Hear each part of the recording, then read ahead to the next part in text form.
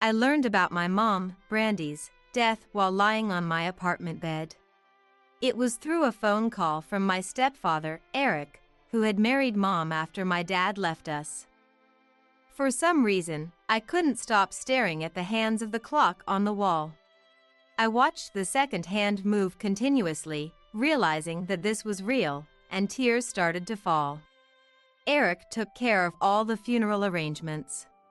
Mom had many relatives and friends, and a lot of people gathered at the funeral. Eric had told me, "Tina, you don't need to do anything." So I ended up leaving everything to him. Among the crowd at the funeral, I noticed Dad, Ryan, who had disappeared from my life long ago. He was much smaller, thinner, and had a darker expression than how I remembered him. I stared at Dad's back as he stood there. After the casket was carried out, Eric gave a brief speech, and the funeral ended.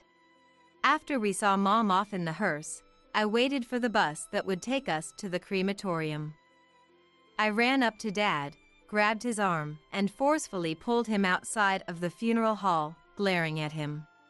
"What do you think you're doing here? I don't even want to see your face." "I'm sorry." The truth is, that day, the sky, which had been clear, suddenly clouded over, and a light drizzle began as Dad started to speak. "My name is Tina. I turned 40 this year and have been living a busy life as a nurse. There's a reason why I've stayed single all these years without having any serious relationships. Dad abandoned you, Tina." My mom, Brandy, would say it repeatedly, as if it were a mantra, that Dad had abandoned me. 23 years ago, my dad, Ryan, left me and Mom and disappeared. Dad was a kind person. He worked as a cook at a Chinese restaurant chain, and he always smelled of oil and soy sauce when he came home. When I was young and happened to see him late at night when he came home, I couldn't stand the smell, so I would turn away.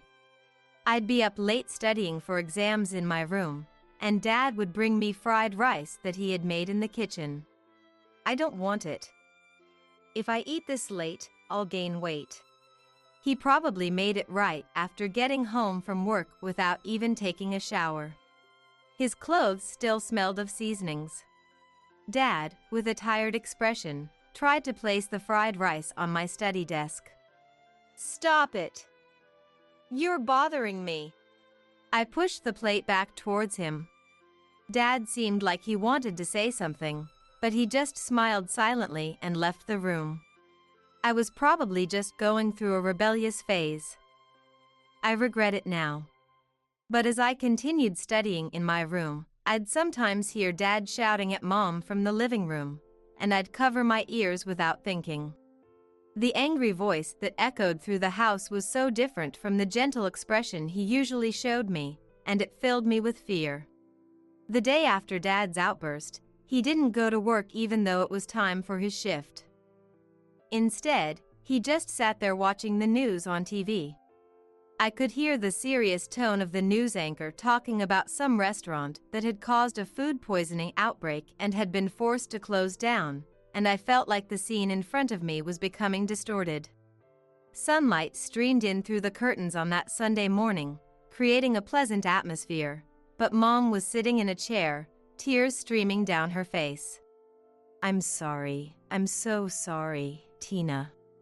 I had no idea what she was apologizing for, and I didn't feel like asking. Not long after that, my parents got divorced. I desperately wished they could have waited until after my entrance exams, but it seemed Mom had reached her limit and didn't notice how I felt. Sometimes, when I came home from school, I'd find Mom sitting alone in the dark living room, crying without even turning on the lights. When I asked, "Are you okay?" Mom would give me a sad look. "Dad abandoned you, Tina," she said. Those words felt like a curse to me. I never knew why Dad left. Mom didn't talk much about it, so I could only imagine that he must have run off with some younger woman. "Don't worry about money. I'll definitely find a way to manage." Mom tried to reassure me after Dad disappeared, but she didn't seem to be working or even holding down a part-time job. A few years later, Mom remarried. By then, I was attending nursing school, and thanks to my stepfather Eric, I lived a comfortable life.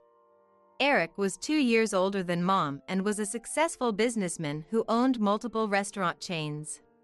He treated me like I was his own daughter, doting on me to the point where it sometimes felt a bit overwhelming. If I was sitting on the sofa, he'd naturally sit right next to me, and he would even carefully wash and fold my underwear and clothes. Eric would always say, "I love you, Tina, like my own daughter." But despite his kindness, I instinctively found him unsettling. I couldn't shake the feeling that his casual glances and gestures toward me weren't those of a father, but rather of a man seeing me as a woman. "You don't have to force yourself to call me Dad," Eric told me gently.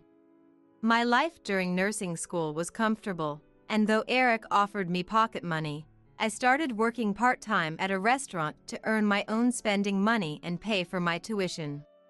Understanding how hard it was to earn money and deeply appreciating Eric's support, I continued to study diligently, determined to become a nurse who could live independently. "Aren't you working too hard? Eric can cover your expenses, so you don't have to push yourself so much." Though I knew that my part-time job earnings were far from enough to cover my tuition, I kept at it, determined not to become a weak woman who, like Mom, was abandoned by Dad and left dependent on someone else to survive. After graduating from nursing school, I began working as a nurse at a general hospital, where I led a busy life. It was a fulfilling job that involved dealing with life and health, sometimes even witnessing significant turning points in people's lives. Every day felt new and challenging. During my early days as a rookie nurse, I was constantly doing my best not only to learn the job but also to adapt to the new environment. There were times when I had to perform procedures under the pressure of time, and sometimes I even felt fear. My monthly salary was the reward for those hard days. I didn't indulge in any luxuries, instead saving up for the future. I also decided to repay Eric little by little from my salary for the tuition he had covered. Both Mom and Eric, looking concerned, refused to accept my money, as if they still saw me as a child. The thought of being treated like a child, despite the fact that I was responsible for someone's life, left me confused. One day, I found myself crying for no reason on a quiet afternoon. I was already living alone, having moved out of my parents' home, but I suddenly wanted to hear Mom's voice, so I called her. Over the phone, I blurted out, "I want to see Dad." Mom immediately understood that by Dad, I wasn't referring to Eric, but to my biological father who had disappeared from our lives. After a long silence, she softly said, "I understand. You're 22 now, Tina. He has his own life now, so maybe you should start by writing him a letter." After hanging up the phone, I immediately began writing a letter. I wrote about how life had been since Dad left, how I was now working hard as a nurse. Though I didn't know the reasons for their separation, I told him how deeply it hurt that he left without saying anything to me. I suddenly stopped writing, then decided to rewrite the letter. There was no point in blaming him for leaving. Mom hadn't explained it to me, but Dad must have had his own reasons. There had to be a reason for abandoning his only daughter and never reaching out again. Mom's words, "Dad abandoned you, Tina," echoed in my mind. Each time those words rang in my head, I found myself unable to continue writing the letter. My love for Dad, mixed with resentment, made it impossible for me to write the words, "I want to see you." In the end, the only words I could muster were, "I have something I want to discuss with you." I entrusted that letter to Mom and waited for a reply. But no reply ever came. Frustrated, I wrote a letter filled with anger, calling Dad irresponsible and the worst kind of person, and gave that letter to Mom to send instead. Days passed after sending the letter, but there was still no reply from Dad. Every week, whenever I had a day off from work, I returned to my parents' home to check if there was any response from Dad. When I handed Mom the third letter, she looked at me with a sad expression and began to say, "Tina, your dad." But before she could finish, I found myself shouting, "Dad abandoned me, didn't he? I was abandoned, wasn't I?" I collapsed on the spot, hugging my knees as I cried. Eric placed a comforting arm around my shoulder, gently stroking it. The feel of his touch, his scent, everything about him made me feel sick. In the background, I imagined Mom turning on the kitchen's ventilation fan, lighting a cigarette out of my sight. As the air in the house slowly changed, it felt like the faint hope I still had for Dad was being sucked away by that fan, disappearing for good. When I looked up with tearful eyes, I saw Eric smiling down at me. I thought it was disgusting, but when I considered the undeniable fact that he had treated me like his own daughter and supported me through nursing school, I decided to stop writing letters to Dad. Eric gently pressed my face against his chest. Unable to reject his embrace, I quietly closed my eyes. Many years passed. I turned 40. I've remained single all this time. But I've been able to live on my own just fine. That is a source of pride for me. Yet, the person I most wanted to acknowledge my pride was Mom, and she never approved of my being single. Whenever we saw each other on Christmas or during long holidays, she would often ask without hesitation, "What about marriage? Is there no one special?" I began to distance myself from Mom a little. Then one day, Mom passed away due to an arrhythmia. Eric's business had apparently grown significantly, allowing Mom to live comfortably as a housewife without any restrictions. She never went for health checkups, spent her time collecting vintage dresses, and enjoyed hosting her friends at home. Mom died on the morning she was supposed to have friends over. One of her friends found her collapsed in the living room and called an ambulance, but Mom had already passed away before they could reach the hospital. I learned of Mom's death while lying in bed in my apartment. I received the news from Eric's phone call, and for some reason, I found myself staring at the hands of the clock on the wall.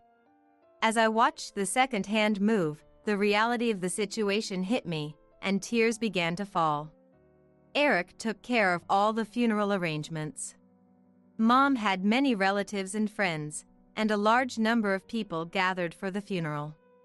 Eric told me, "Tina, you don't have to do anything." So I left all the funeral arrangements to him. In the crowd at the funeral, I spotted Dad, who had disappeared from our lives long ago. He looked much smaller and thinner than I remembered, with a somber expression on his face. I stared at his retreating figure. After the casket was taken away, Eric gave a brief farewell, and the funeral ended. As I waited for the bus to take us to the crematorium, I rushed over to Dad, grabbed his arm, and forcibly pulled him outside the funeral hall, glaring at him. "Why did you even bother to show up? I don't ever want to see your face again." "I'm sorry." The truth is, that day, the sky, which had been clear just moments ago, began to cloud over, and as Dad started to speak, a gentle mist of rain began to fall. The words that came out of Dad's mouth were beyond anything I could believe. According to him, during her lifetime, Mom had been extremely wasteful, leading to constant arguments over finances. Dad, who was responsible for managing the household finances, repeatedly warned Mom about her habit of buying vintage dresses with credit cards, but she never stopped. Eventually, her spending escalated to the point where she even cashed out the savings set aside for my college tuition. Dad confessed that he often found himself yelling at Mom in frustration. Moreover, He grew suspicious of her frequent outings and hired a private investigator, only to discover that she was having an affair with Eric. At that point in his story, I glared at Dad with a skeptical look. "Dad, you were in charge of the money, angry about Mom's spending, and yet you felt proud of yourself for uncovering her affair by hiring a private investigator? That can't have been cheap." "Tina, It's fine. Just tell me everything. Mom only ever told me that you abandoned us, so I want to hear your side of the story." To avoid the rain, Dad and I moved to a covered smoking area at the entrance of the funeral hall, even though neither of us were smokers. There was no one else in the area, likely because there weren't many smokers among the relatives. After discovering the affair, I planned to ask Brandy for a divorce. But she beat me to it. The man Mom had been having an affair with, Eric, was someone I knew, a successful businessman with plenty of financial resources. Mom wanted a better life, and she saw divorce and remarriage to Eric as a way to achieve that. They mutually agreed on the divorce. When the divorce was finalized, Dad naturally intended to take custody of me. But Mom refused to let me go. With my university entrance exams approaching, and with the economic hardships that lay ahead, Dad, who had just lost his job at a restaurant, was worried about supporting me on his income alone. Mom also convinced him, saying, "It would be cruel for a young girl to suddenly start living with just her father." Even so, I wanted to live with you, Tina. But you. Seeing me struggle through exam preparation with a constantly pained expression, Dad didn't know how to comfort me. He felt so much love for me that he couldn't figure out how to reach out. And when I started looking at him with a fearful gaze, he lost sight of why he was trying so hard. Mom would meet with Dad when I wasn't around and told him, "Tina is in a very important phase with her exams. Please just disappear quietly without disturbing her." Out of concern for me, Dad agreed to disappear without a word. I agreed at the time. But even after your exams were over and you started nursing school, she kept finding excuses. She's just starting school, or she's about to have exams, and kept me from seeing you. Eventually, Mom told Dad, who persistently tried to meet me, "Tina is afraid of you. She won't be able to adjust to her new family if you keep trying to see her." Dad also added that the letters I had sent him never reached him. After finishing his story, Dad took a deep breath. He then apologized for causing me pain by not clearing up the misunderstandings. I glanced briefly at the slightly balding back of his head before averting my gaze. "I came here today because I happened to see Eric walking with another woman. I started worrying about you, Tina." "Don't look at me like that. If someone sees us, they'll get the wrong idea." Dad slowly raised his head and looked at me. I met his gaze for a moment before quickly looking away. Without saying anything, I stood up and walked back into the funeral hall. There was no proof that what Dad said was true. He wanted to see me? It's absurd. For 23 years, he never once came to see me. He says he didn't meet me because Mom asked him not to? Because I wouldn't be able to adjust to the new family? Is that really enough reason to not see me for 23 years? As I was lost in my thoughts, Eric rushed over and peered into my face with concern. I figured he was worried because I had disappeared for a bit after the funeral, and the warmth of that thought comforted me. "Tina, if there's anything troubling you, just tell me. I won't hesitate to help." Eric naturally placed his hand on my head and gently patted it. I looked down slightly, hiding my expression. Does Eric genuinely think I'd be pleased by having my head patted? He's not a bad person, but I can't shake the guilt I feel over my instinctive rejection of his actions. Maybe it's because I'm grateful for the financial support that got me through school and for letting Mom live as she pleased as a housewife until she passed away. For the next few days, I decided to stay at my parents' home for the first time in a while. Eric asked me to sort through Mom's belongings and told me to take anything I needed. Mom had owned a lot of vintage dresses, but I had no real interest in them. I randomly pulled one out of the closet, spread it out, and pressed my cheek against its smooth fabric. Although Mom had a hobby of collecting vintage dresses, I never saw her wearing one.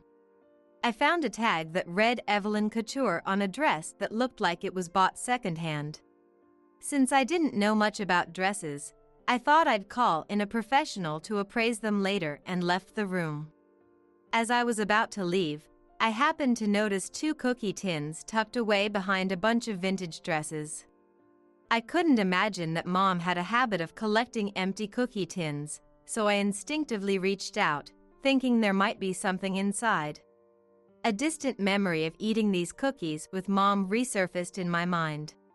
The round tin was filled with colorful cookies, and I remembered us laughing together, discussing which ones were delicious and which ones tasted strange. After finishing the cookies, I washed the tin with water and said, "We should use this for something. It seems like a waste to just throw it away." Mom had only smiled wryly. In the end, I never used that round cookie tin, but Mom had hidden it in the back of the closet, and it stayed there until she passed away. The thought made my heart ache a little. When I opened the cookie tin, I found it full of letters. The first letter I randomly picked up was the one I had entrusted to Mom when I was 22, asking her to send it to Dad. I was struggling with the anxiety of being a new nurse, feeling overwhelmed, and enduring sleepless nights. In a moment of desperation, I had written a letter expressing my sudden longing to see Dad, but instead of reaching him, it had been left here, untouched. I had sent 3 letters to Dad. Mom never gave any of them to him. She had kept them all in this cookie tin. However, the letters in the tin weren't just mine. There were many envelopes with no address or name written on them. I pulled a letter out of one of the envelopes. It was a letter from Dad, addressed to me. "No matter how much time passes, I will always support you, Tina. I will always love you. If you ever face difficulties or sadness, you can always rely on me." The letter contained these words. I reached for another envelope. The content of each letter was similar, expressing Dad's concern for me and reassuring me that I could always count on him if I ever needed help. Why did we? Why were Dad and I so foolish? I was screaming inside. I could have easily found out Dad's address and sent the letters myself instead of giving them to Mom. And Dad could have figured out my address and sent his letters directly to me. Why did we think we needed to go through Mom to communicate our feelings? Almost unconsciously, I pulled out another envelope and took out the letter inside. Despite Dad's clumsy writing, his sincere feelings were clear. That very day, I hired a private investigator to look into Eric's background. Several weeks later, when I reviewed the findings the investigator had handed me, I sighed deeply. It turned out that Eric had been cheating on Mom multiple times, even while she was alive. And even now, he was still seeing a woman around his age. Reading the things Eric had reportedly told his colleagues made my skin crawl with disgust. Apparently, he had viewed me as a romantic interest.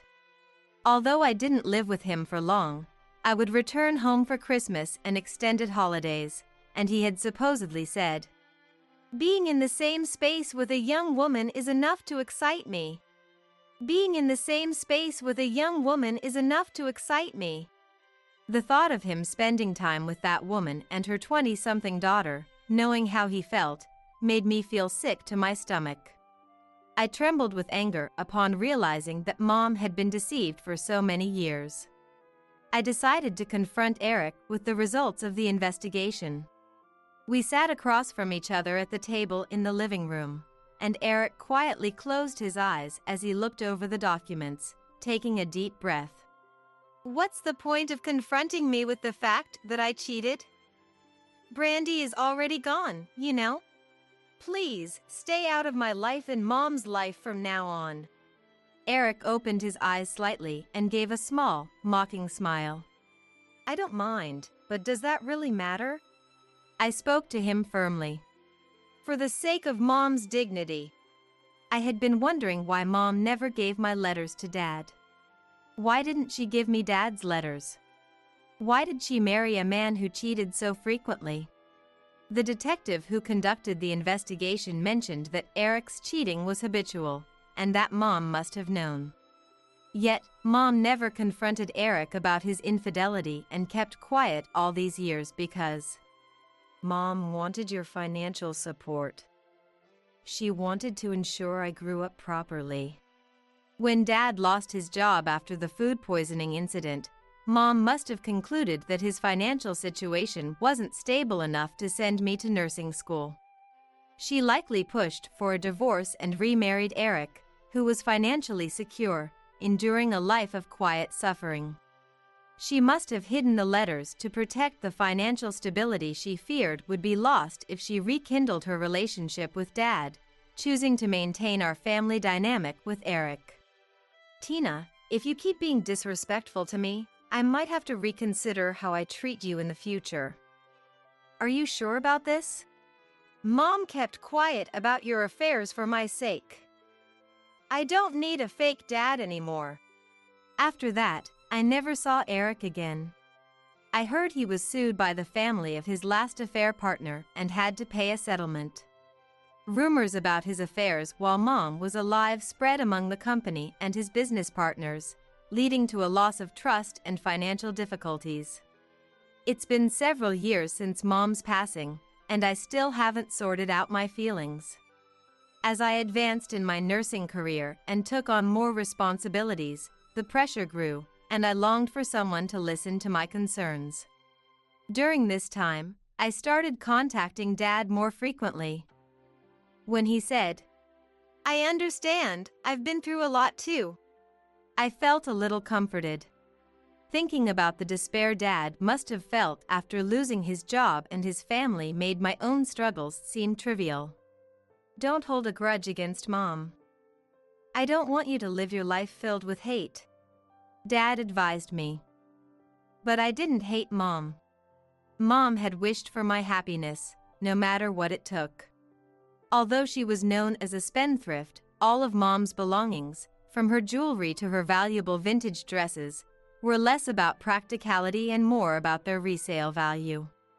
Dad also wished for my happiness and chose to step aside for my sake. I visited Dad's apartment for the first time in a while. The place had minimal furniture, a dirty bed, and in contrast, a strikingly clean kitchen. As I watched Dad cooking in the kitchen with efficient movements, a familiar scent of oil and soy sauce filled the air, bringing back memories from long ago. "Here, fried rice is ready," Dad said, offering me the freshly cooked dish. I stared at the fragrant fried rice before quickly scooping a spoonful into my mouth. "Yeah, it's delicious. Really delicious. Take it easy. If it's not enough, I'll make more." I paused and looked up at Dad. As I saw his wrinkled face, now even more lined with age, smiling, I couldn't help but shed a tear. "I'll find someone nice as soon as I can." "Huh? Why bring that up while eating fried rice?" I quickly brushed it off, saying, "It's fine," and continued eating. Someday, I want to marry someone who's as good a cook as Dad. It's embarrassing to say that out loud, but I truly hope I'll meet someone like that one day. The bill is $2.6 thousand. The backers are the mafia, you know? If you're scared, why don't you call your daddy? I found myself in an overpriced pub with my coworker. When I refused to pay the outrageous bill, the pub staff threatened me like that. Furious, I fought back. "Do you want to make this a big deal?" And then, 5 minutes later. Just as I declared, the pub was in a huge mess, with the staff crying and apologizing. I'm Caitlin Nichols, 35 years old. I work as a regular company employee. At work, I'm close with my coworker Emily. But Emily has had a bit of a problem lately. The problem is the pub that Emily has recently become obsessed with. It's a pub on the surface, but it's a concept pub with male sugar baby apparently. I had a bad feeling about it and told her it's better to stay away, but she said it's not as high stakes. However, my bad feeling was right, and we ended up having a terrible experience there. It's definitely fun. Once you go, you'll be hooked for sure. Emily boasted about the pub and showed me the sickeningly sweet exchanges on her mobile phone. To be honest, I wasn't interested at all. I politely played along, thinking it's more worthwhile to spend money on yourself than on other people. The next day, Emily came to work as usual. Emily is very diligent, so even if she's hungover, she doesn't slack off like I do. She's been working a lot of overtime lately, which seems tough, but when I talked to her during lunch break, she started talking about that pub again. I have to make a lot of money for him. When I think that way, work becomes unbelievably fun. Really? Is he that great of a guy? Yeah, but he told me he wants a $3,000 allowance every month. It's tough if you ask me. Oh, but in return, he gives me special service when I visit the pub. I was shocked by how cheerfully Emily said that. Is she spending even more money on top of sending $3,000 every month? No matter how happy she is to be wanted, isn't that going too far? Thinking that, I advised Emily not to overdo it. But she just laughed it off. $3,000 is on the cheaper side. Some people who go there send $10,000 a month. What? If I could make that much money, I could keep a handsome man all to myself. She had a dreamy look in her eyes, but it's clearly an abnormal relationship. Feeling uneasy, I warned her not to get any strange ideas. When I asked her where that pub is located in the first place, she handed me the pub's business card, probably thinking I was getting interested. Looking at it, I couldn't help but frown. That's because the address was in an area notorious for its poor public safety. I just hoped she wouldn't get caught up in anything shady. I had that thought just a few days ago. Without my knowledge, Emily's shocking private life had taken an unbelievable turn. Hey, I need to talk to you about something. Emily said that to me a few months later. She looked haggard, far from being healthy. Talk? Sure, but what's wrong? You've been acting strange lately. It's hard to say it here, so can we go out for drinks after work? Yeah. I was worried about Emily's bitter smile, and I couldn't focus on work all day. Then in the evening, I finished work on time to go drinking with Emily. While waiting at our usual pub, Emily entered after finishing work. Oh, Emily. Did you lose weight? Are you eating properly? Well, you know. Even the pub staff was concerned about how much weight Emily had lost. If even I, who sees her every day, think that way, it must be a shocking change for people who only see her occasionally. Emily spotted me, ended her conversation with the staff, and hurriedly walked over. Good work. So, what's the matter? My curiosity got the better of me, and I leaned in to get to the point. Then, Emily looked apologetic and hesitant, but after ordering a drink, she quickly got to the point. I know this is a lot to ask, but could you lend me some money? What? Remember I told you about that pub before? Actually, I used up all my savings. When I said I can't send living expenses anymore, they started demanding money from me every day. Hearing that, I was dumbfounded. Even though she said they were good people, they turned out to be suspicious after all. Moreover, it seems they've been following her around lately. She said they threatened to make her suffer if she said she didn't want to be involved with them anymore. So, when I asked what I could do to make them leave me alone, they told me to prepare $100,000 as severance pay. $100,000? There's no way a regular company employee can come up with that. But if I don't prepare it, they might make me suffer. When I said it's impossible, they tried to take me to some shady place. Emily seems to have fallen into a quagmire she can't escape from. I want to help her somehow, but is there anything I can do? I do have a last resort, but if people at the company found out, it would be really bad. But Emily started crying, looking like she's really cornered. Did you go to the police? I filed a damage report, but the police won't take action. Seems like they have dangerous people backing them. I was even more at a loss. For now, to rescue Emily, I need to talk to that man. It would be great if we could find some kind of compromise. I'll intervene and talk to him for you. So call that person and have him come here. Oh, okay. With an anxious look, Emily sent a message telling him to come now. Apparently, that man's name is Henry. What should we do? He won't come. What? Why? He said if we want to talk, we have to go directly to the pub. Meeting outside is prohibited unless it's an arranged date. I thought this was getting bad. But now that we've stepped in, we can't just leave it alone. To help Emily, I contacted a certain place in advance and headed to the pub where Henry was. Welcome. That girl over there said she wants to talk to me? It's not often you introduce me to a new girl. Guess you're useful for something after all. The pub we were taken to looked shady at a glance. We were immediately shown to a table, with Emily and I sandwiched between two men. One of them was Henry, the one Emily mentioned. The other was introduced as Yosef, Henry's colleague. We were asked what we wanted to drink, so we said water. I came here today because I have something to discuss. Please let Emily go. When I cut straight to the point, Henry made an unpleasant face and glared at Emily. Emily seems to be completely looked down on, trembling in fear. Let her go. What's that about? I was just being friendly with Emily. His tone was calm, but he wasn't smiling. Anyway, if you wanted to meet me, let's talk about something fun. The reason I wanted to meet was to settle this. $100,000 for severance pay is obviously absurd, don't you think? Huh? That just means you don't want to let go of her that easily, right? You get it, don't you? Henry said that with a creepy laugh, glancing at Emily out of the corner of his eye. Thinking about how he's deceived so many women like this, I couldn't help but feel infuriated.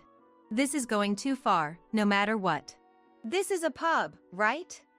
Why are you acting like a sugar baby? Yeah, a pub. So calling me a sugar baby is a bit. And in the first place, it's the girls who come here that started saying that.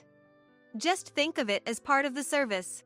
Are you properly following procedures in running this place? I've heard rumors that you have shady people backing you too.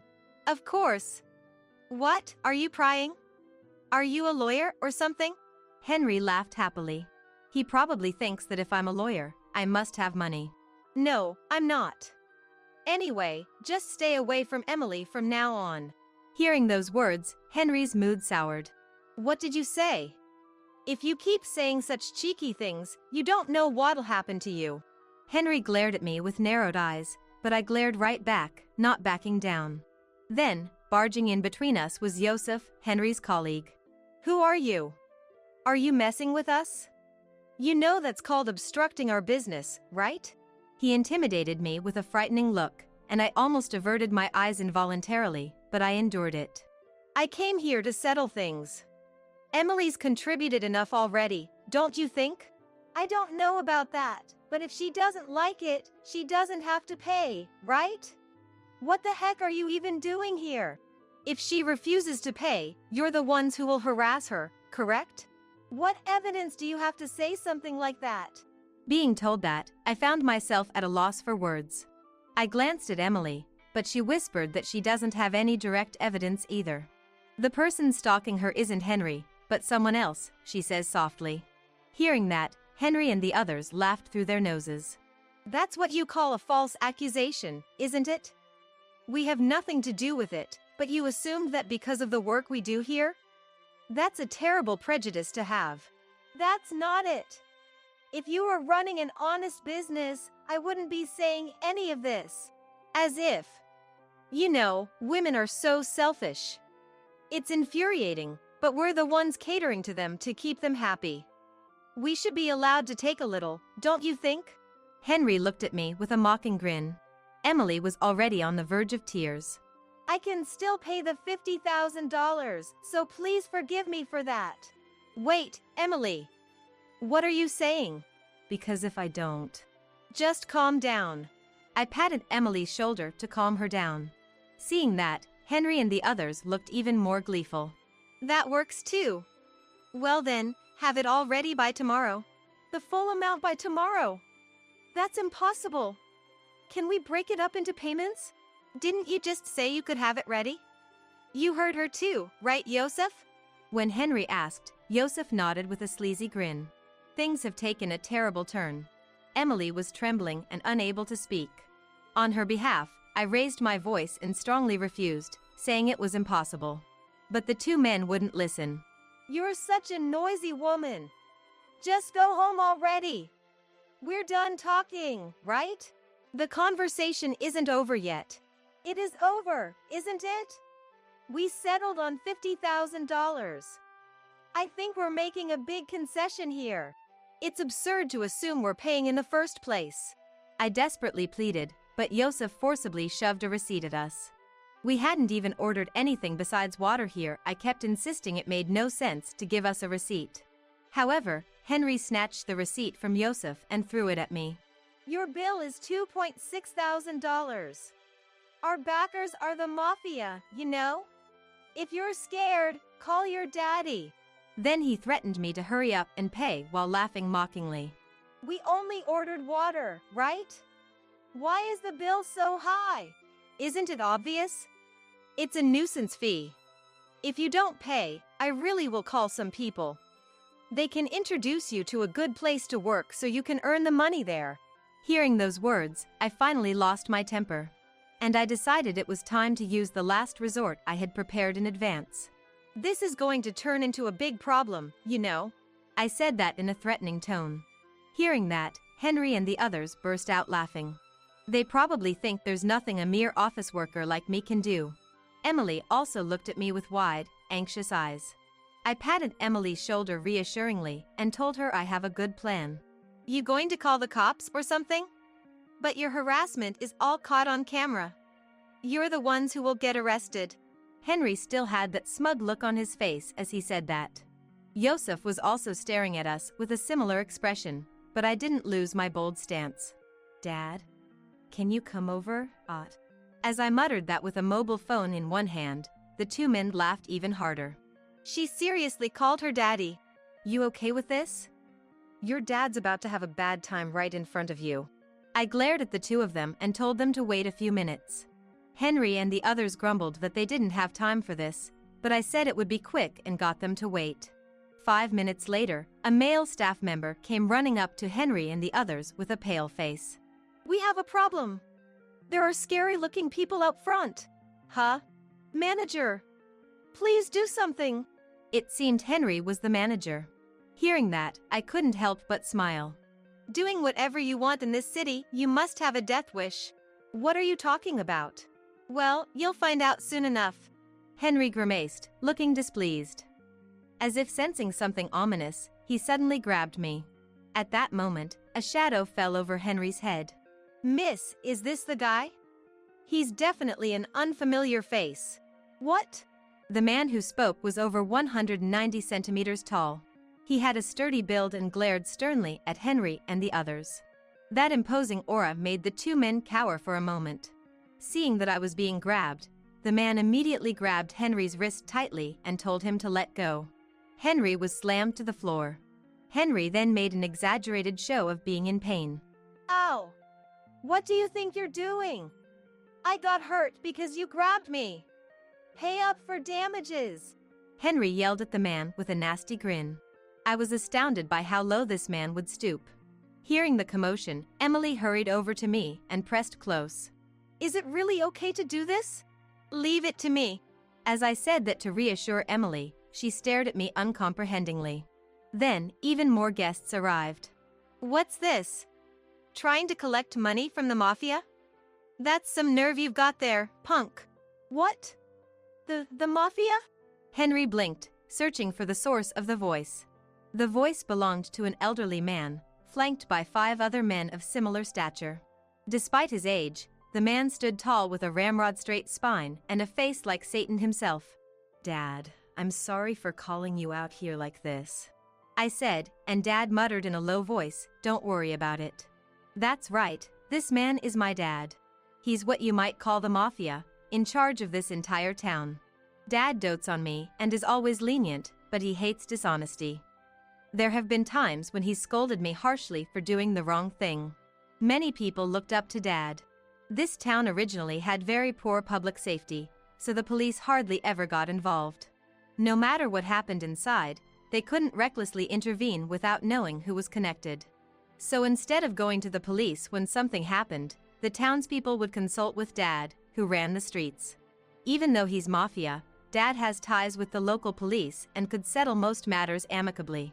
When I saw this restaurant's business card, I immediately knew it was one Dad wasn't aware of. I asked Henry to make sure, and he said he had followed the proper procedures, but I could tell right away that it was a lie. Thanks to Henry lying for me, I had a pretext to call Dad. Not only that, but before coming here, I had contacted Dad. I told him to be ready to move at any time in case something happened. Dad said he would go ahead and take care of it, but I told him I would talk to them first, because if I could make them understand, there would be no need for Dad to come out. But Henry and the others didn't take it seriously. Honestly, I didn't want to make a big deal out of it, but I felt like this was going nowhere, so I called Dad. Usually only Dad's men would come, but Dad is a worrywart, so he must have come himself. He is in a position to make enemies, so he seems fully prepared in case something happens. Many of Dad's men have already entered the restaurant. Outside, there are probably black cars parked all over the place. I've heard everything from my daughter. You're going to pay the price, right? I'll be your witness, so line up over there. No one's going to be satisfied with trying to resolve this with money, are they? Paying the price means each of you putting up something precious to you.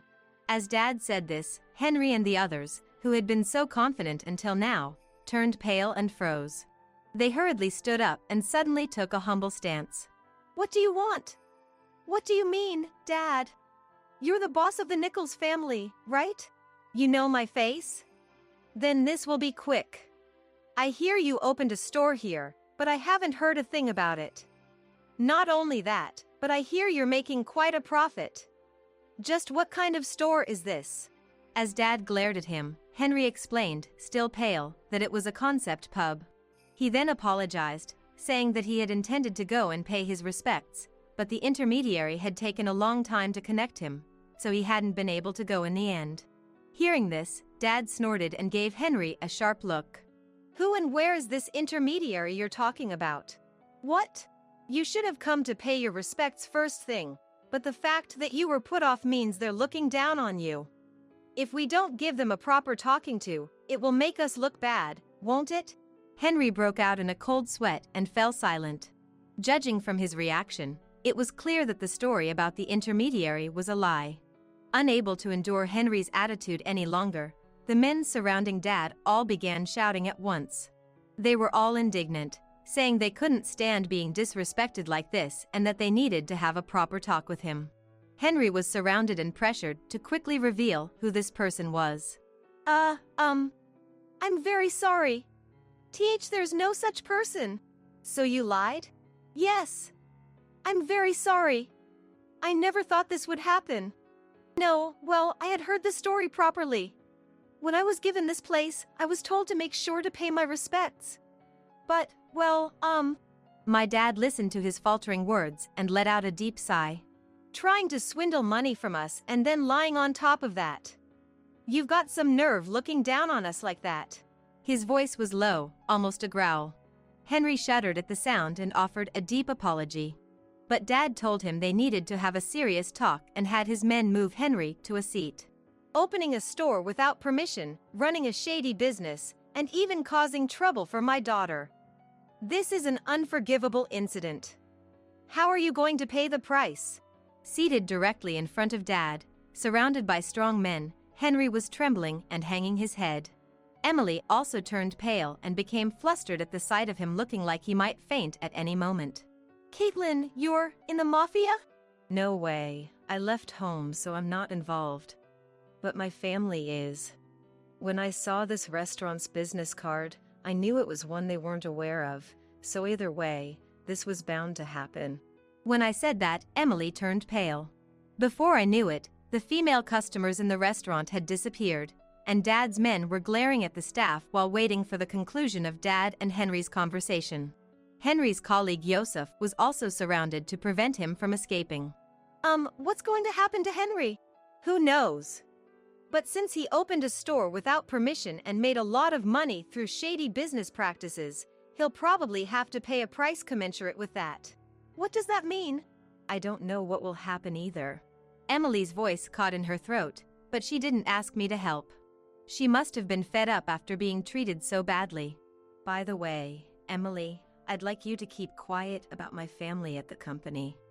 I really wanted to keep it a secret, but I told you because I wanted to help you. You understand, right? Oh, of course. Deep down, I always felt guilty, like this was going too far. Then promise me that you'll never use money like this again. Hearing those words, Emily silently nodded. Meanwhile, the conversation between Dad and Henry continued. It seemed he was being cornered quite badly. Once Dad had him thoroughly pinned down, I thought, staring intently, and my eyes met Henry's. Hey! I won't do this again, so please help me. Convince your dad. I laughed through my nose at his pathetic appearance. Don't you have the mafia backing you? Why don't you call them? At those words, Henry turned pale. The mafia backing he mentioned must have been my dad. Since he had used Dad's name without even paying his respects, Dad's anger must have been at its peak. What's this about? You have someone backing you? Then call them out right now. Which organization are they from? Wait! I am so sorry. I used your name without permission and did whatever I wanted. Since this town was under the Nichols family's jurisdiction, casually throwing around the mafia's name is a serious crime, even legally. Do you want to go to prison? No way. I am sorry. Henry cried, but my dad wouldn't forgive him. Told that they needed to talk at the office, Henry tried to run away in fear, but he couldn't escape. There were many of Dad's men in the restaurant, so there was no way he could get away. As a last resort, Henry clung to me. Please help me. I'll do anything. I won't go near that woman again. So please. Why would I help someone who's made a fool of me? I tried to talk to you properly and warn you before it came to this. But it's your fault for not listening. Then Henry, with tears streaming down his face, expressed his regret, saying it wasn't supposed to turn out like this. Afterwards, he was put in a car and taken away somewhere. The staff who were left behind were told not to get involved again, and that if they did this kind of thing again, they wouldn't get off easy. Amidst all this, I took Emily's arm and headed to my family's house. At home, Dad promised Emily that he would make sure Henry was properly dealt with. Hearing this, Emily expressed her gratitude many times, saying she would never forget this favor, and then left. I don't know what happened to Henry after that. And I continue to go to work as usual, occasionally stopping by my family's house. Since Emily is keeping her promise, I've managed to avoid being found out. If anything, Emily has become more attached to me than before. Seeing her like this, I feel like I've gained a cute little sister, and I'm living peacefully while savoring the feeling of being admired like sisters. Honestly, you are nothing but a burden to the company. Incompetent middle-aged women should be fired. After the president's niece became the head of our department upon arriving from the headquarters, the atmosphere at work deteriorated rapidly. She fell head over heels for a male employee and started neglecting her duties to follow him around incessantly.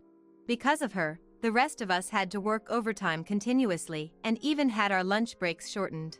Moreover, the president did nothing when we tried to consult him about it. One day, the department head informed me that I was being fired.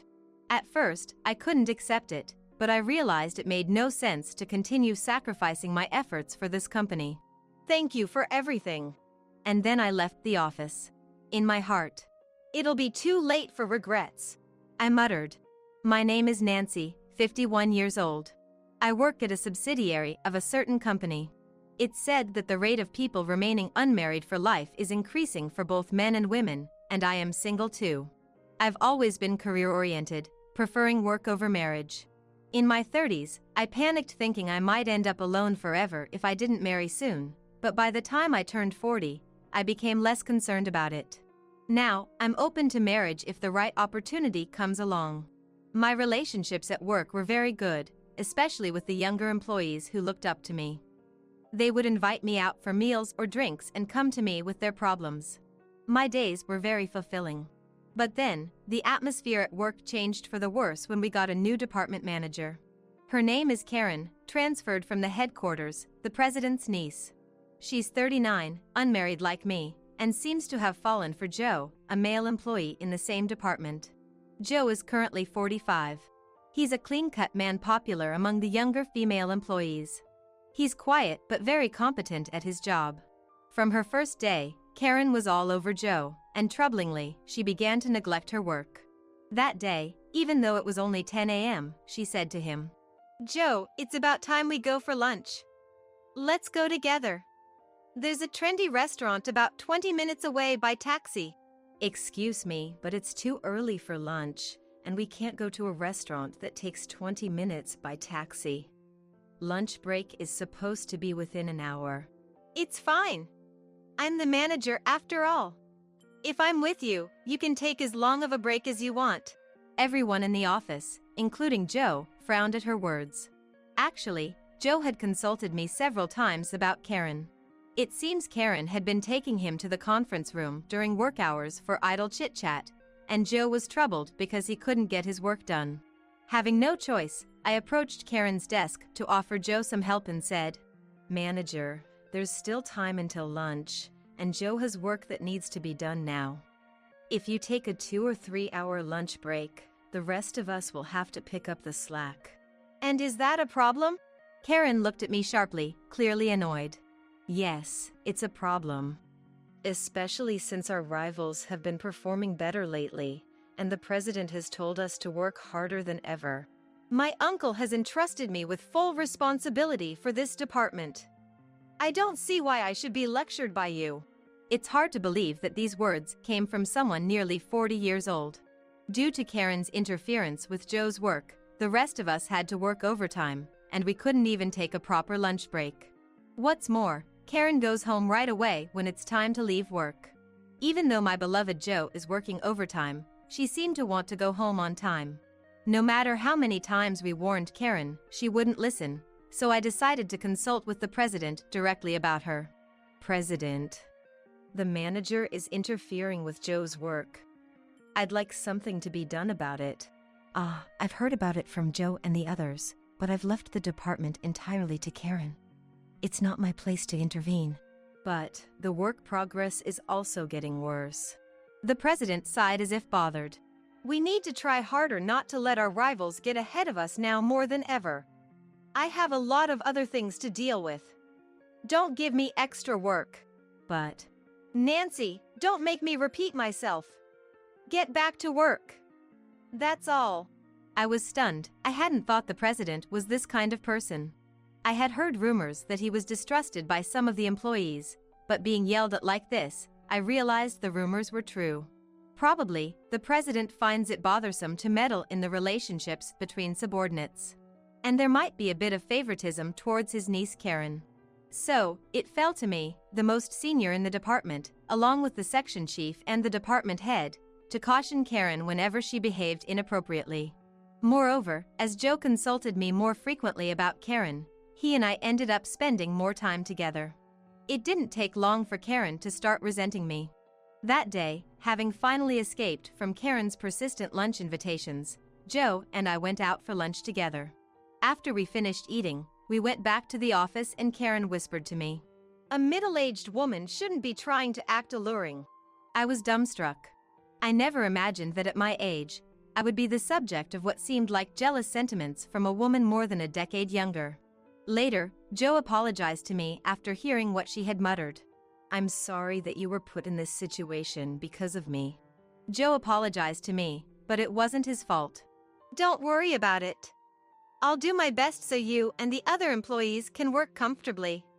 Please feel free to talk to me about anything." However, since then, I noticed Joe talked to me less in Karen's presence, likely not wanting to cause me any trouble. So, I started making it a point to speak to Joe instead. I couldn't ignore a younger employee in trouble, just as I had always done. And Karen's jealousy towards me only grew stronger day by day.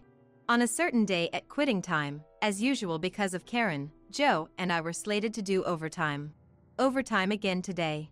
I muttered to myself when Karen, with a sneer, said to me, "Nancy, working overtime again today?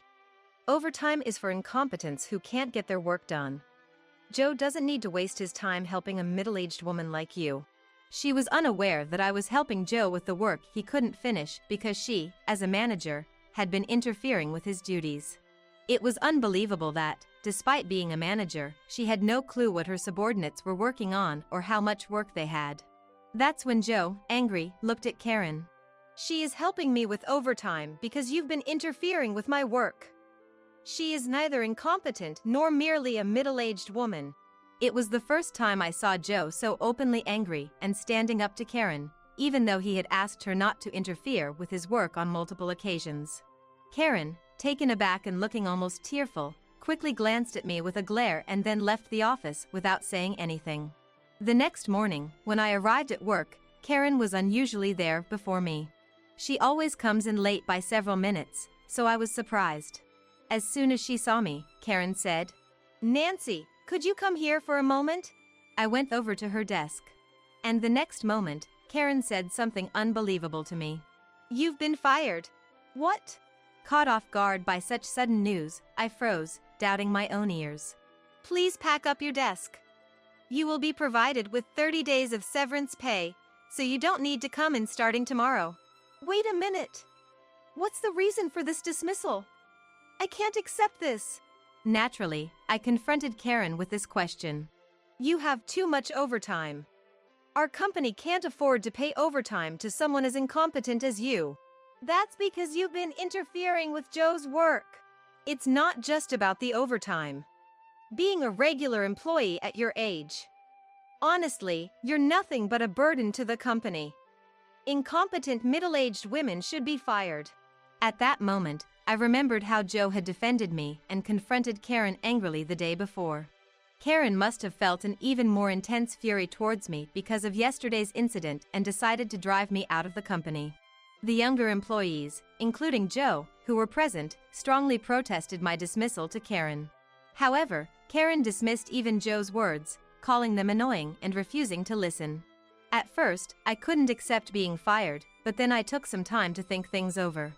Was it worth it to work every day under someone like this, feeling miserable?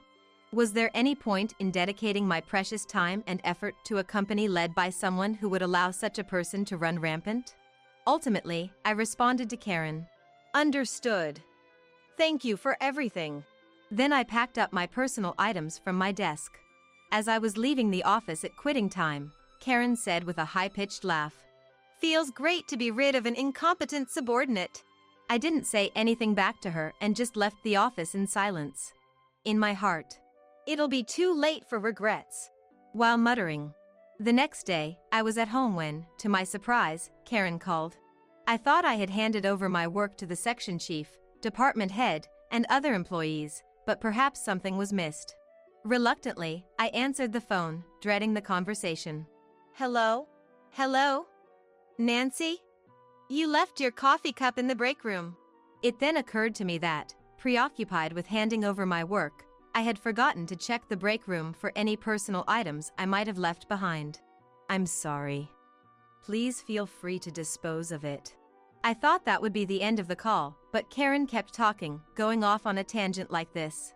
"By the way, everyone's been complaining to me for firing you, but our company will do just fine without someone as incompetent as you." It seemed the real reason Karen called wasn't about the forgotten item, but rather to vent her frustration after receiving complaints from her subordinates. "At your age, finding another job will be difficult, won't it? It's pitiful, being single and all. It's your fault for being so incompetent and always working overtime. Today's the day for the $1 billion deal. Who's in charge?" Then, quietly, I could hear Joe's voice from the other end. "The person in charge resigned yesterday." "What?" "The person in charge of that deal was Nancy." "What?" She must have been shocked. A loud sound was heard from the other end of the phone. Maybe Karen dropped the phone she was holding. After picking it up, Karen said to me, You're joking, right? You didn't say a word about handling such an important deal when I told you were fired. And nobody else mentioned it to me either. Everyone tried to tell the manager. If Nancy was fired, the important deal would fall through. But the manager wouldn't listen to anyone. That's why this happened. When I left the office, my internal mutter, "It'll be too late for regrets," was precisely about this. I could foresee Karen running into a significant problem later on. I wanted to trouble her, so I left the company without revealing that I was in charge of the $1 billion deal. I felt sorry that this would undoubtedly affect the company's overall performance and consequently trouble my colleagues. However, everyone, understanding how I had been mistreated by Karen, sent me off warmly in the end. Additionally, everyone was fed up with the president too. After accepting the dismissal, everyone said in a place where Karen couldn't hear, "It's not our problem anymore what happens to this company." Manager, I would like to resign from this company. That's when I heard Joe's voice. Resignation. Joe! It's not just me. Everyone here is considering resigning. Nancy was not only in charge of the $1 billion deal, but also involved in other major projects. Our key clients have continued contracts saying it's because Nancy was here. With her gone, this company is finished. It might sound odd for me to say this, but I wasn't just a workaholic for no reason. While my contemporaries and younger female colleagues were getting married and leaving the company, I was tirelessly working away. Naturally, I was quite capable in my job. Since my early 20s, I've always prioritized work and spent my days dedicated to it. Interestingly, about 15 years ago, I actually became a department manager. But at that time, I felt more fulfilled working as a regular employee than in a managerial position. So, I asked the president to let me return to being a regular employee. I had no idea Nancy was such a valuable contributor to the company. At that moment, not Joe, but another employee started talking to Karen. Apparently on the phone with the client for the deal, who had just been informed that I was no longer in charge and asked to consider the deal null and void. This is bad. My uncle told me several times to ensure this deal goes through. Tell them that I, the head transferred from headquarters, will personally handle it. Following Karen's instructions, the employee communicated this to the client's representative on the call. However, the client still wanted to cancel the deal and even hung up the phone. This has turned into a disaster. I must speak to them myself and somehow resolve this.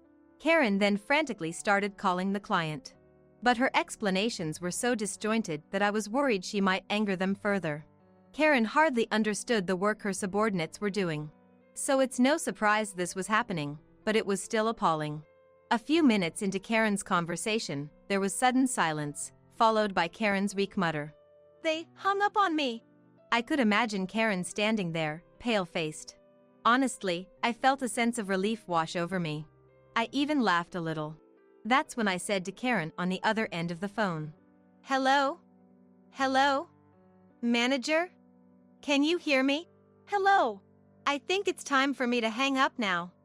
Once again, thank you for everything. That's when I was about to press the end call button. Wait! Don't hang up! Nancy, please, I'm begging you. Come back to the company right now. What? I'll apologize for everything I've said and done to you. Please, just come back. Karen was desperate, but of course, I had no intention of returning after all that had happened. I'm sorry, but that's impossible. Goodbye. Wait, don't hang up. I said I'll apologize, didn't I? You're the one who fired me, right? Now that things have gone south, you suddenly want me to come back, flipping your stance just like that. That's too convenient for you. Anyway, goodbye. With that, I ended the call for good. Afterward, Karen tried to call me several times, but I blocked her number. While I was preparing dinner that evening, my doorbell rang. Opening the front door, I was surprised to find Karen and the president standing there. I had entrusted Karen with managing the department, but I never imagined she would go as far as to dismiss Nancy. I am truly sorry. Of course, your dismissal is void. Please come back. I apologize. They both apologized together. Today was truly awful without Nancy. The $1 billion deal fell through, and all the employees collectively submitted their resignations to me. Please, come back. I'm sorry, but please leave. As I said over the phone, I have no intention of returning to your company. I made my position clear to them. However, they were not easily dissuaded. Please, we're begging you. If Nancy doesn't return, our company will surely go under. Please! If you come back, I'm sure all the employees who submitted their resignations will return too. Joe will continue to work with us as well. I also have no plans to return to the company. Turning around at the sound of his voice, I saw Joe walking from the living room towards the entrance. What? Why is Joe at Nancy's house? This is thanks to you, manager. It seemed Karen hadn't grasped the meaning of Joe's words yet. Standing there dumbfounded, Joe then added, Nancy has been considerate towards me, troubled by the manager's persistent advances. The more the manager followed me, the closer Nancy and I became. What? Closer, you say? Nancy and I are now in a relationship. What? Indeed. Joe and I had recently become a couple. Before Karen and the president arrived, Joe and I were together, making pasta. Joe had lost his wife in an accident about 5 years ago. At that time, he visibly lost his spirit at work, and I, being a colleague younger than him, often cheered him up. Gradually, he started confiding in me about everything. So, regarding the recent issue of Karen's relentless harassment, he shared more with me than anyone else. Until recently, it seems Joe saw me as a dependable colleague. However, as Karen arrived from the headquarters and the frequency of our meals and conversations increased, he confessed that he began to see me as a woman and was drawn to me. Upon hearing Joe's confession, I realized that I too was being drawn to him. It might be ironic for Karen, but ultimately, she played the role of Cupid for Joe and me. No way! You're kidding! She must have been shocked. Karen collapsed on the spot, unable to utter a word and looking downcast. Then, turning to the president standing by Karen, I said, All right, that's enough. Please go home. No matter what you say, none of us will return to your company. Everyone has already found new jobs. New jobs? Everyone has been offered positions at your rival company. What? The day I was told I was fired by Karen, one of the younger employees mentioned that they knew the executive vice president of our rival company. This employee had transferred from another department a few years ago, and it turned out that the executive VP of the rival company used to work in the same department. The manager of the department where the employee worked is also a relative of the president. The manager seems to be the same as Karen, who skips work. It seems that the employees who were in that department at the time consulted the president about the general manager's tendency to slack off. However, just like in this case, the president did nothing about it. Several employees, fed up with the president, submitted their resignations. One of them is currently working as a managing director at a rival company. It seems that a rival company whose business performance has been rapidly increasing recently is severely understaffed. When our colleagues spoke to the executive VP about our situation, they offered all of us positions at their company. Thanks to this, I quickly found a new job. Please, don't make me repeat myself. Both of you, come back. As I was about to close the front door. Wait. I understand. In that case, we'll offer Nancy double the salary she was previously receiving. What?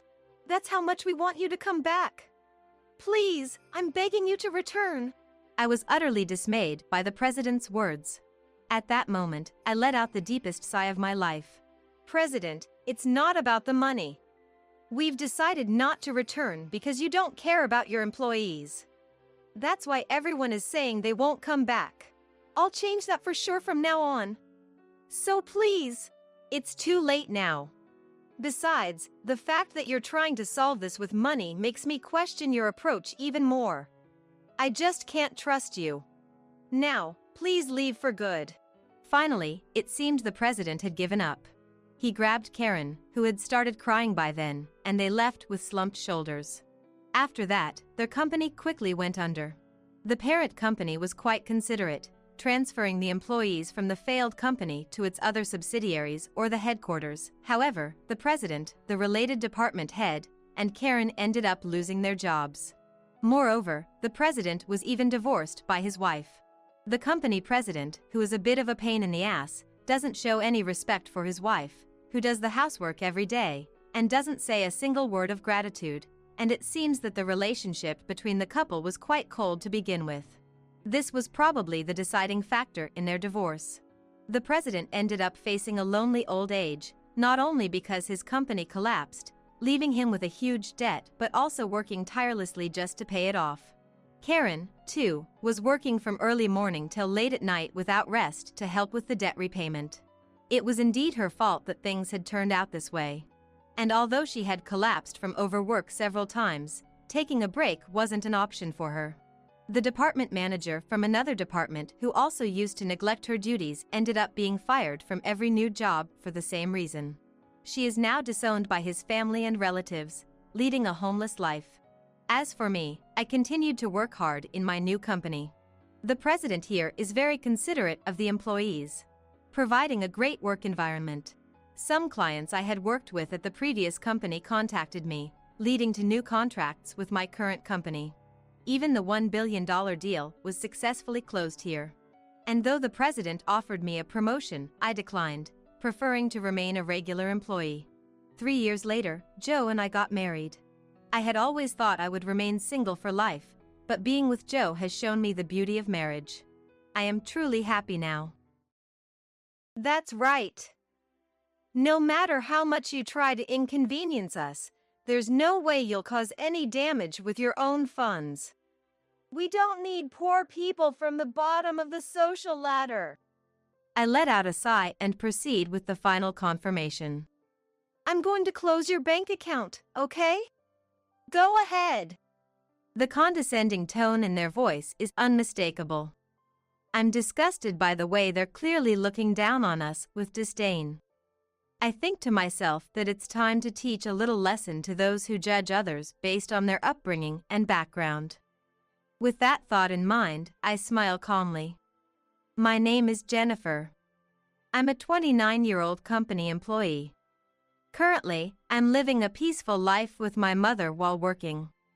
My father passed away from an illness when I was young. His chronic condition took a turn for the worse at a relatively young age. My father, who had his hands in various businesses, was always busy with work, leaving early in the morning and coming home late at night. Despite that, he cherished his family, and I have vivid memories of him playing with me on his days off. My mother and I were initially shocked when he passed away. However, my mother made sure to spend quality time with me so that I wouldn't feel lonely. Fortunately, when my father's illness was discovered, he had made sure to set aside enough funds for us to live on, even involving his own father. Thanks to that, I was able to attend university, and both my paternal and maternal grandparents were incredibly supportive of us. Especially my paternal grandparents, who lived nearby, doted on me whenever my mother was at work or away. Even now, I visit both sets of grandparents during special occasions and spend time with them. It's thanks to the support of so many people that I am where I am today. To repay the kindness of those who helped me, I took the entrance exams for a national university and landed a job at a major corporation. Originally, I had considered working at the bank where my father was supposed to take over, but my grandfather Thomas told me, "Do what you love. The bank has already been entrusted to someone else, so don't worry about it." So, I've been pursuing my passion ever since. Perhaps it's because I grew up in a fulfilling home environment where I could fully immerse myself in my hobbies, but I had absolutely no interest in romance. However, I've reached the age where most of my peers are married, and many of my friends have already tied the knot and had children. With that in mind, I had a fateful encounter that made me more conscious of marriage. Little did I know at the time that this encounter would escalate into a major incident. Hey, aren't you interested in love or romance? Huh? It all started with a single comment from Karen, a friend from work. She and I have been close since we started working together as colleagues. You know, I have an acquaintance who's having trouble finding a partner. He's got a pretty good educational background and is handsome too. Jennifer, you've got a great academic record yourself, so I thought maybe you two might hit it off. I've been thinking for a while now that it's such a waste for someone so impressive as you to be single. There are even a few guys at the office who'd love to date you. Karen has a wide social circle and always shares stories about various people. She lives with her boyfriend, whom she met through a friend's introduction, and they seem blissfully happy together.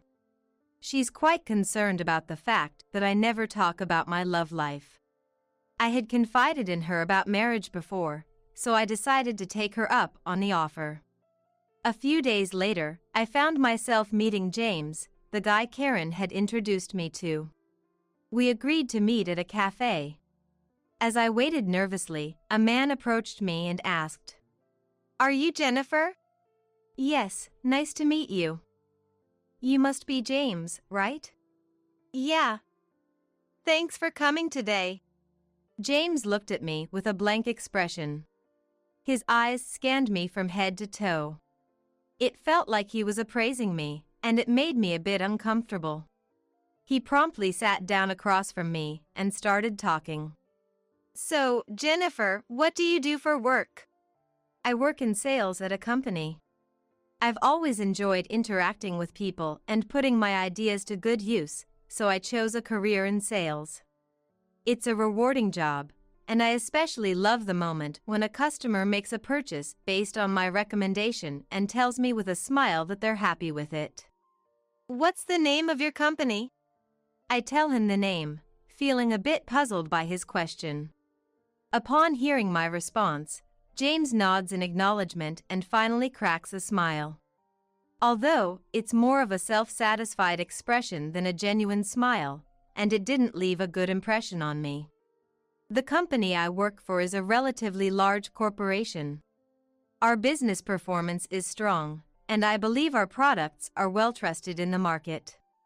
Since James had asked me a question, I decided to return the favor and ask him one as well. "So, James, what kind of work do you do?" James answered my question with a boastful tone. "I work at a bank and I'm a department manager there. Our bank is huge and the work is quite complex. It's not something just anyone can do. But my dad is the president of the bank and I'm the heir, so I'm on a different level than regular folks to begin with."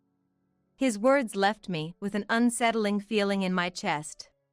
I had expected a normal response, but his oddly sharp way of speaking made me uncomfortable. The bank James worked for was indeed a major one. I actually knew about the bank for a certain reason, but I never imagined James held a managerial position there, so I was surprised. "That's impressive. Your bank is a big one, isn't it?" I deliberately complimented James. There was no need to be rude, and I didn't think we'd meet again in the future anyway, so I figured it was better than giving him a cold attitude. Perhaps pleased by the compliment, James showed a happy expression and continued boasting about himself. Honestly, listening to him talk was painful. He occasionally listened to what I had to say, but ultimately, he always steered the conversation back to himself. And he said some unbelievable things about the fact that I didn't have a boyfriend. "You know, I'm quite popular with women. But the ones who approach me are always from the wrong family background or education level."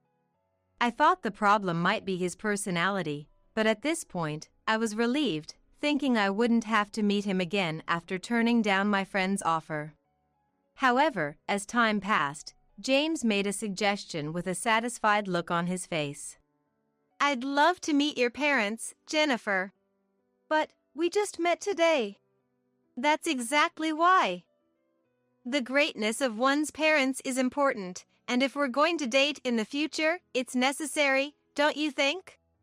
No way, I have absolutely no intention of dating him. I screamed inside my head. However, as if completely ignoring my feelings, the conversation kept moving forward. Is there a day that works for you and your parents? I'll have to talk to my mother about it. Oh, what about your father? Taken aback by James's lack of reservation, I was overwhelmed by his forcefulness and continued the conversation. Well, my father passed away when I was young. Suddenly, James narrowed his eyes. As I waited for his response, he simply said, "I see," and fell silent with a pensive look on his face. Then, let me know when you find a date that works. I'll adjust my schedule to fit yours. Thanks. Shall we get going? Without waiting for my reply, James stood up from his seat. It felt like I was talking to someone from a foreign country with whom I couldn't communicate. Although I honestly didn't want to see him again, I couldn't refuse now that he had my contact information and brought up meeting our parents. I was also bothered by the contemptuous look in his eyes the moment I mentioned that my father had passed away. In the end, I was pressured into agreeing to introduce our families to each other at a later date.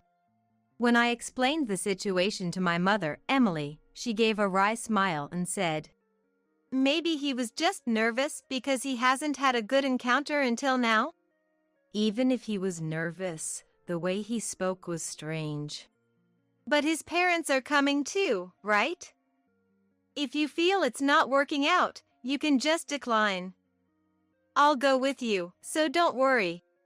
Thanks, Mom. I'm sorry for getting you involved. As I apologized with a guilty conscience, my mother laughed cheerfully.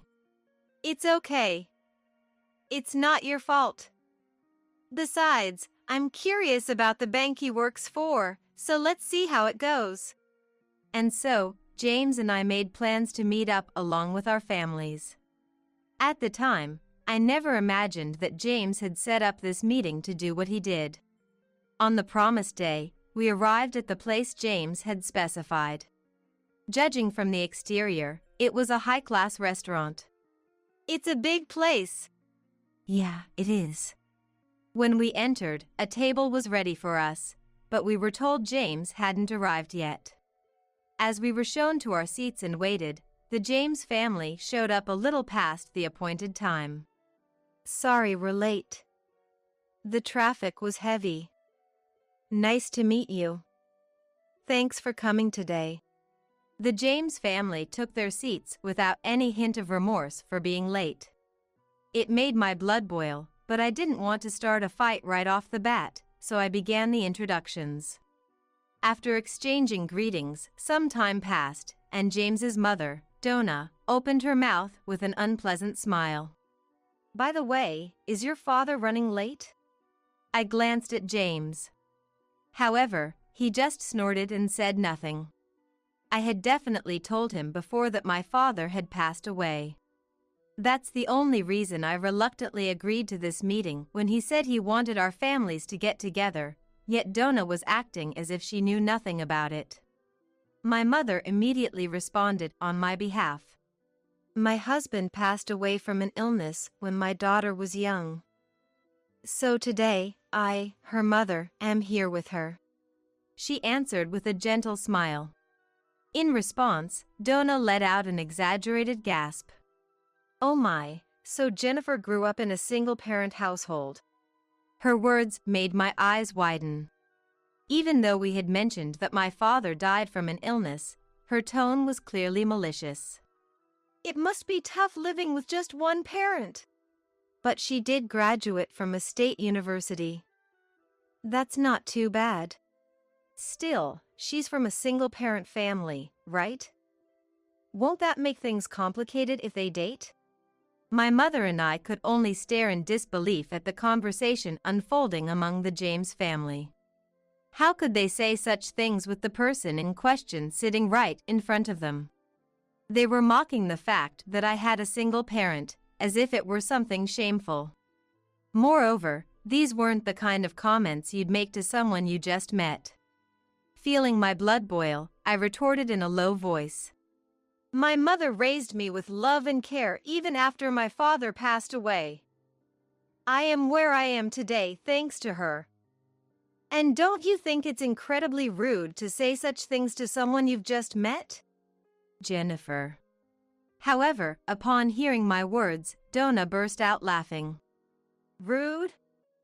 Isn't it more absurd for the son of a distinguished family to date a girl from a single-parent household? I'm not a big fan of pushy women, you know. This was hopeless. They were completely unwilling to listen to reason. With that thought in mind, I simply stared at the three of them in exasperation.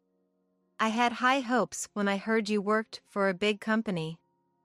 But I guess someone like you, who's going to take over our bank in the future, is just out of your league after all. The insults kept coming, one after another. I had no desire to listen to them anymore, but I knew I didn't deserve to be spoken to like this. As I clenched my fists in anger, my mother glared at the three of them. Did you invite us here today just to look down on us? Jennifer told me about what happened the other day. Are you enjoying mocking us now that you know she's from a single-parent family? I had never heard her voice sound so icy before. Oh, come on, don't be so sensitive. We were just teasing a little, that's all. I don't think anyone enjoys being made fun of. And everything you've said so far has been nothing but snide remarks. We have no intention of sitting here and continuing to be insulted. As my mother stated this clearly, the James family looked dissatisfied. The nerve of a mere commoner. A commoner, huh?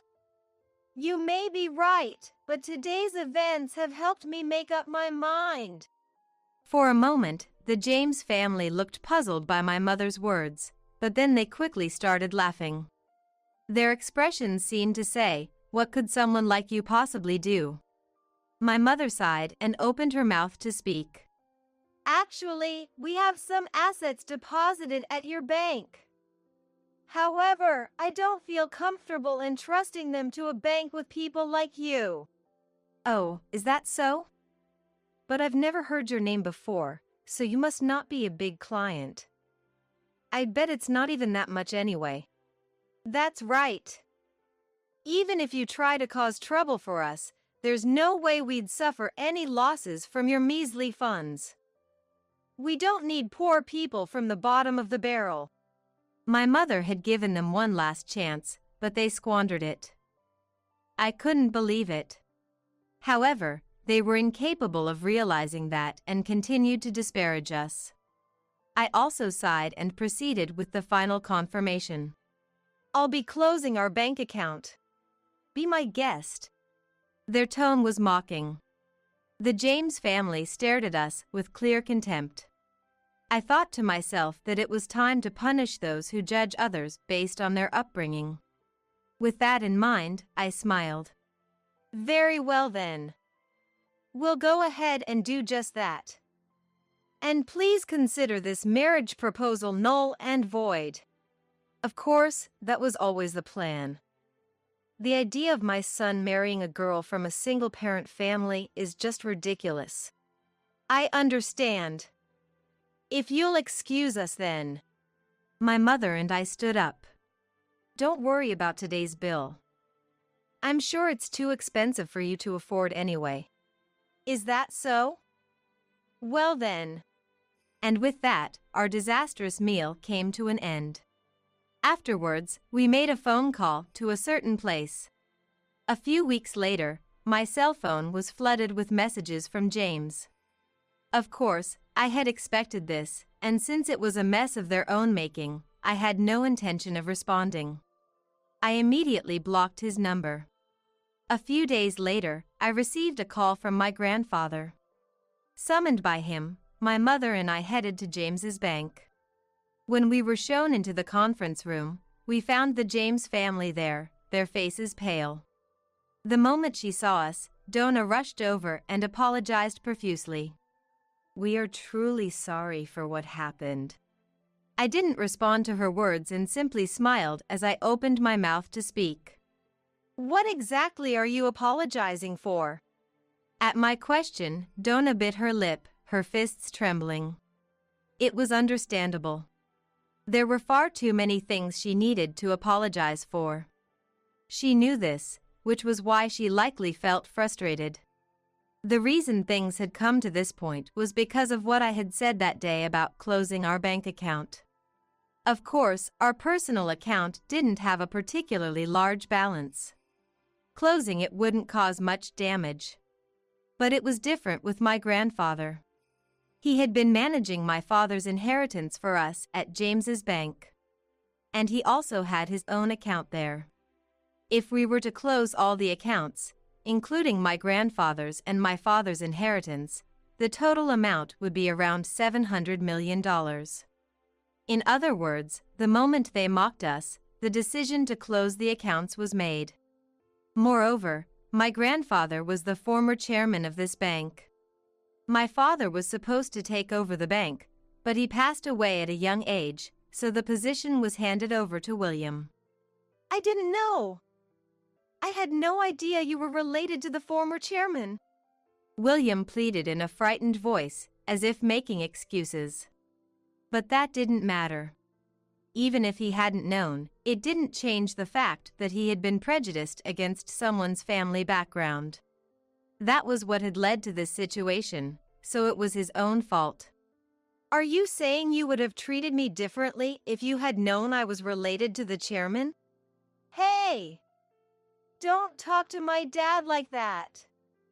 It's your fault for not telling us from the start that your grandfather was the former chairman. I have no obligation to tell a stranger like you about that. And besides, weren't you the one who kept pushing the conversation forward on your own? Have you forgotten how much you mocked me? Unable to retort to my words, James narrowed his eyes in frustration. When you found out I was from a single-parent family, all three of you insulted me, remember? When I said I didn't feel comfortable keeping my money in a bank with people like you and wanted to close my account, you told me to go ahead. We simply did as you said. But to go this far over something so trivial? It may seem trivial to you, but have you ever considered how it feels to have your family insulted? Silence fell over the room. Donna was trembling with a hopeless expression on her face, and William hung his head. But James still seemed unable to accept the situation. His entire face was filled with dissatisfaction.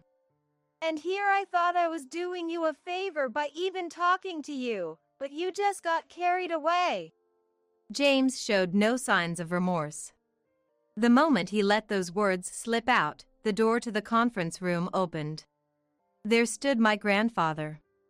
Seeing my grandfather's stern expression, William and Donna turned even paler and froze in place. Only James glared at me. Jennifer and her mother gave you a chance to reflect on your actions, yet in the end, you only think of yourselves. That's not true. This woman. Watch your mouth. If you say another word, you'll find yourself in an even more miserable position than you are now. Silenced by my grandfather's words, James once again glared at me.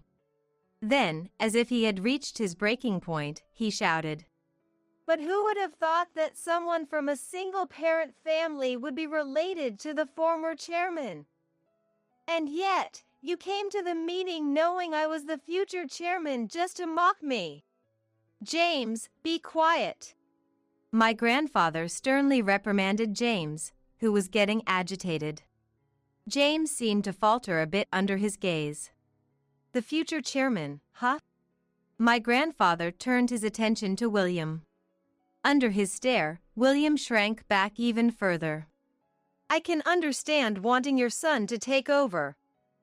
But now that I know he holds such views, it's impossible for me to let you continue as chairman. But over something like this... William tried to argue back, but lowered his hips again under my grandfather's piercing gaze. Do you still not understand that thinking it's just something like this is the root of the problem? That being said, I am retired now. I'll leave the judgment to the board members. If you have anything to say it to them. I have recorded both your statements from the other day and our conversation now. Don't forget that this voice recorder will serve as evidence. I took out the voice recorder in front of the three of them and pressed the play button.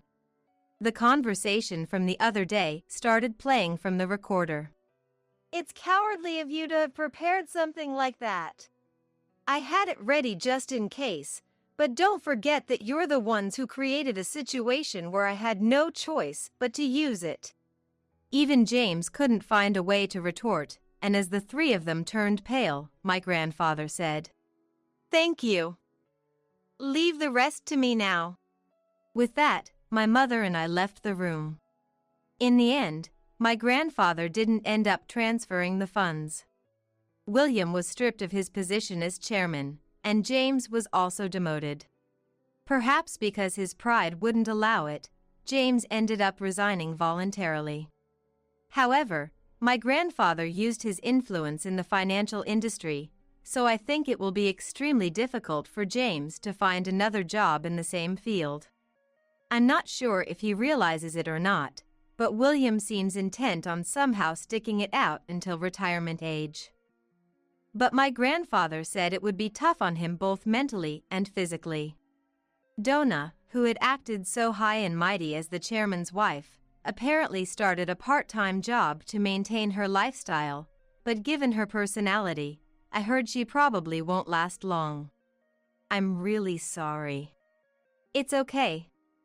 You didn't know, right? I only told the friend who had introduced me to James about the outcome of the whole ordeal. She had only heard about James from an acquaintance, so she had no ill intent. My mother was worried about the fact that we were a single-parent family because of that incident, but I'm happy now, and I can live my life thanks to the support of those around me. When I told her that, she laughed and said, "Thank you." After my grandfather had taken care of everything, he smiled and said, "Come visit us at home again soon." I'm truly grateful for my grandfather's help in getting through this situation. It was tough, but I'm happy now, so it's all good.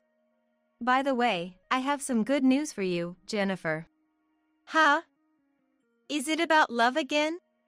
This time, it's my boyfriend's friend, so it'll definitely be fine. I'm not interested in romance for a while, but I'm satisfied with my life now. I want to continue living while cherishing the people who support me. And someday, I hope to meet someone who I'm compatible with.